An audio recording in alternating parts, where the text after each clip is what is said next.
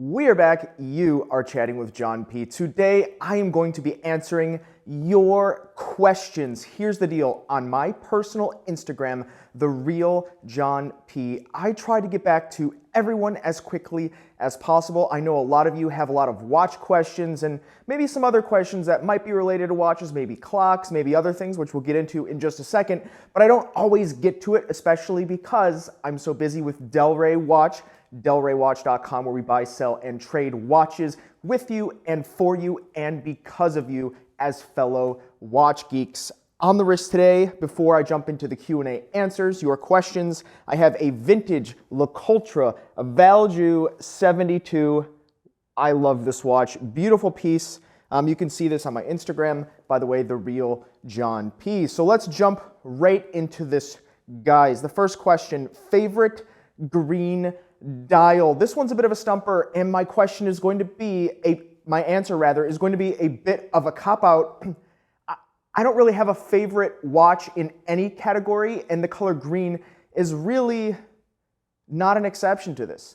The thing is, because of Delray Watch being a watch dealer, being in the watch industry, I don't really keep favorite watches per se because I get my fix just all day long working with hundreds of watches. So for me to kind of pinpoint a favorite, I think can be a little bit unfair. And I think it might also be a little bit unfair to share with you. If I really just absolutely had to choose one, I probably would say a Rolex Hulk. Now I know that's not anything to be too exciting, but I really do enjoy the simplicity and the classic behind the Rolex Hulk, or perhaps maybe even H. Moser Pioneer with the beautiful green dial on that one.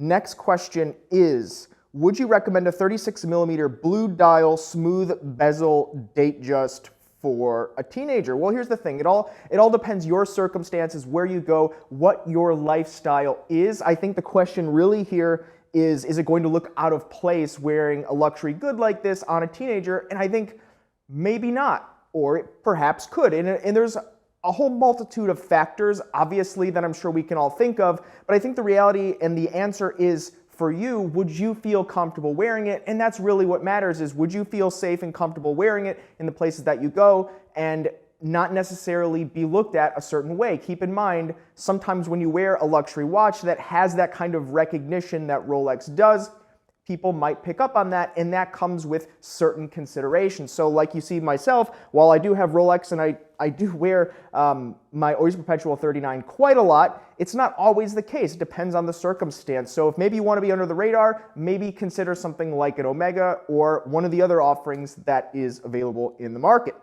Next question here on my phone, I have it. Why do watch brands come out with so many different styles and variants, especially ugly ones?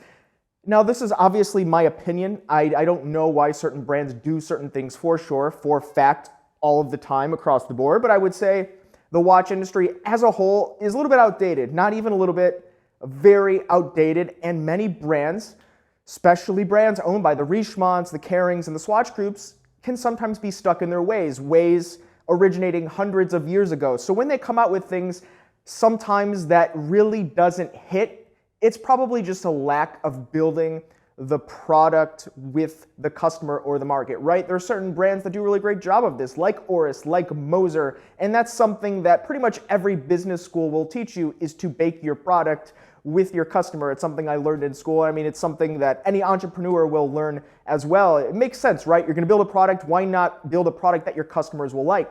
That's why places and websites and services like Kickstarter exist, because people know that the product will be purchased. So some brands are just stuck in their ways and they like taking risks, and who knows, perhaps even the watches may sell more than we think, and personally, intrinsically, we as collectors might just not like that watch.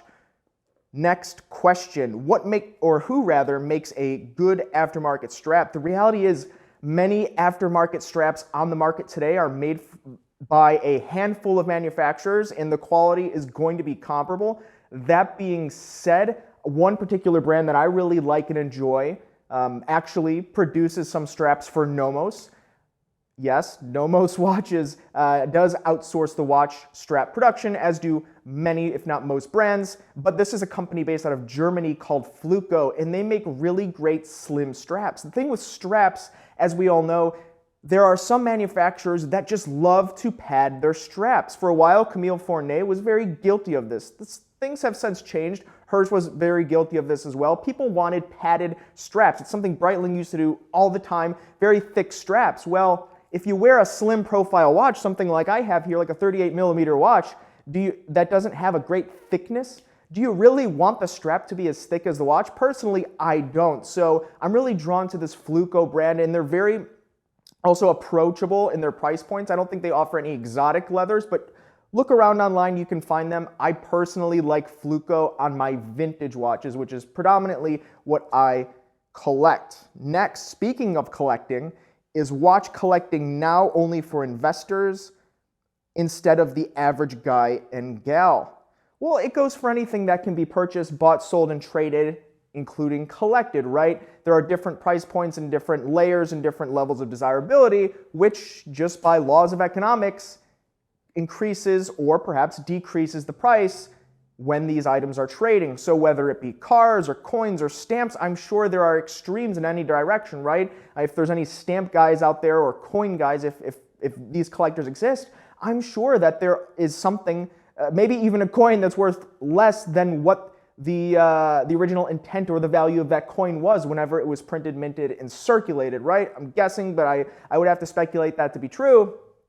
Probably the same for stamps. There are some things that are not desirable, some things that are desirable. So when you get into watches, they have watches that people can collect. Things like Seiko, right? The Seiko Rowing Blazers watch, which I've been wearing a whole lot and actually doing some rowing with it. That's, a watch that might trade higher than the retail price now, but you could have gotten into it at a much more approachable price point. The Seikos, things like that people do collect. And there are avid enthusiasts, watch collecting enthusiasts that collect Russian brands like the Raketa and some of the others, right? The Vostoks. There are collectors at all these other price points. So sure, when you get into the FP Journes, the Kari Voutilainens, things like that, they're going to come at a steep price point, commensurate with the amount of labor and the brand recognition. But I think there's a little bit of something for everyone, luckily and thankfully, in the watch community. Next question. This is going to be an interesting one.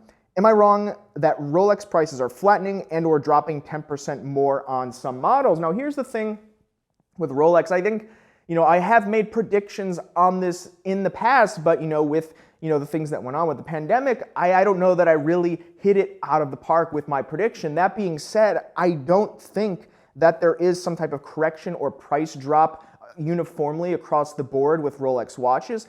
There are some sellers out there that either attempt to or put out the perception that they're adding a lot more value than other sellers to the watches. And what I mean by that is there are sellers that try to sell the Rolex watches for much more than other sellers, right? There are many sellers that will try to sell Rolex watches for much more than we do at Del Rey Watch. And this is not a plug, it's just the reality, it's just the fact. Go to Chrono24, go to all the top sellers. You'll see that there are some that try to get 20% more than others are asking.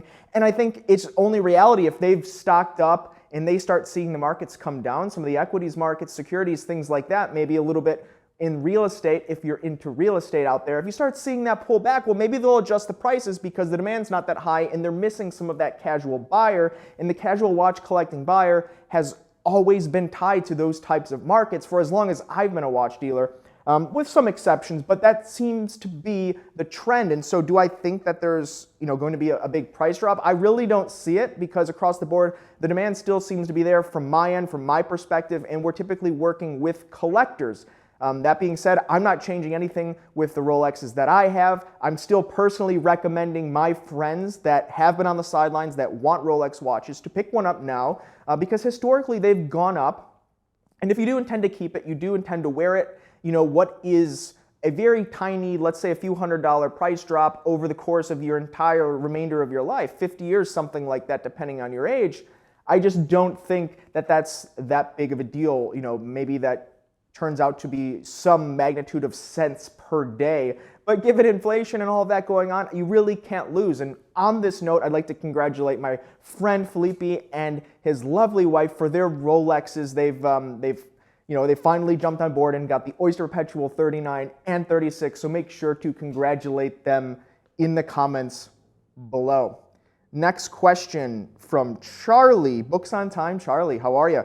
If you could own one clock, what would it be? I'll be honest, this may disappoint some, but to others, you may agree with me on this. I personally don't collect clocks, and I don't really intend to. We have a couple around the office at Delray Watch. We have a LeCoultre Atmos clock. We have a Seiko World Timer, which used to be in the backdrop of some videos. But on a large scale, I just don't have the interest in clocks as a personal collection. With me, I'd like the items that I have to be kind of portable in almost a minimalistic sense, right? I like to be able to strap on my watch and go about my merry way. I don't want to have to lug around a clock or something like that. And this is something I always goof around with Hans about. And make sure to leave, by the way, in the comments below if you ever have questions for Hans, our master watchmaker. Next question, what do you think about the Code 1159 with the different materials? The thing with the Code 1159 is I think it's a pretty great watch for what it is, and I also admire what Audemars Piguet is trying to do and create a watch that can appeal to as many people as possible, regardless of the gender or the wrist size. That's something that they announced when they came out with this watch. Now, specific variations of this watch, I'll say I personally don't focus on a whole ton. It's a nice watch, but for whatever reason, the demand just does not seem to be there. We've had some at Delray Watch, but largely people want the Royal Oak. This is something that's even increasing in desirability every single day, and now it's trickled over into the offshores. But the 1159, I think just the production's a little bit lower, so they can kind of, play that game between the demand and the production and still have it not necessarily be floating around the shelves at the Audemars Piguet boutiques. That being said, I think it's a pretty handsome watch for the most part. And if you do like the design, it's Audemars Piguet, so how can you really go wrong? Next, which independent watchmaker should we be looking at? Well, I think, up in the on the up and up is H. Moser. They seem to be doing a lot of really great jobs and some very interesting partnerships that I think are going to cement them and give them a foothold to move forward and really be a major contender. Also with H. Moser, there are some out there, some dealers that have started stockpiling them, as well as many collectors that have started adding multiple to their collection. Even Federico Talks Watches now has many H. Moser watches. I owned an H. Moser watch in the past. I did actually get rid of it, not because of the quality. I actually really enjoyed it, and it was a very finely decorated movement.